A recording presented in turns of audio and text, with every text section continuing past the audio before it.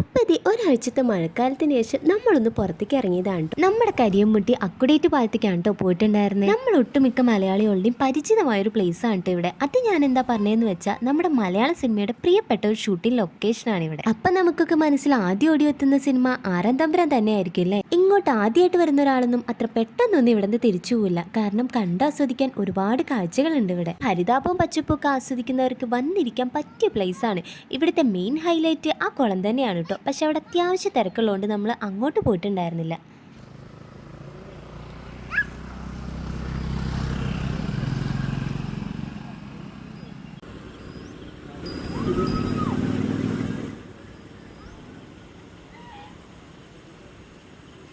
അങ്ങനെ അവിടുത്തെ കാഴ്ചകളൊക്കെ കണ്ട് പിന്നെ നമ്മൾ നേരെ വിട്ടത് നമ്മുടെ അനങ്ങമല ഇക്കോ ടൂറിസത്തിക്കായിരുന്നു കേട്ടോ. അവിടെ അത്യാവശ്യം തിരക്കുണ്ടായിരുന്നു. പക്ഷെ മഴക്കാലമായതുകൊണ്ടാണ് തോന്നുന്നു അവിടെ ഓപ്പൺ ആയിരുന്നില്ല കേട്ടോ. പക്ഷെ നമ്മൾ വിഷമിച്ചൊന്നുമില്ല. കാരണം ഇവിടെയാണോ നമുക്കൊരു നല്ല സ്പോട്ട് കണ്ടുപിടിക്കാൻ ബുദ്ധിമുട്ട്. പിന്നെ നമ്മൾ അധിക നേരം അവിടെ ചുറ്റിക്കറങ്ങാതെ നേരെ വിട്ടത് അധികം ആരും കണ്ടുപിടിക്കാത്ത ഒരു ഹിഡൻ പ്ലേസിലേക്കായിരുന്നു കേട്ടോ. ഇവിടെ അധികം ആർക്കും അറിയില്ലെന്നായിരുന്നു എൻ്റെ ഒരു ഇത്. പക്ഷേ ഇവിടെ അത്യാവശ്യം തിരക്കുണ്ടായിരുന്നു.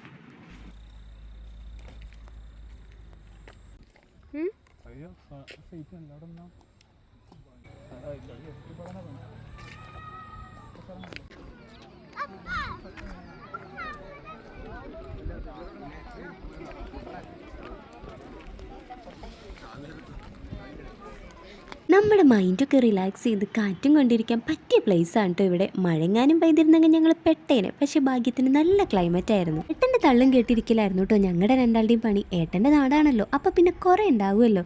എന്തായാലും ഞങ്ങളെക്കാളൊക്കെ നന്നായിട്ട് എൻജോയ് ചെയ്തത് ഫിദപ്പനായിരുന്നു കേട്ടോ.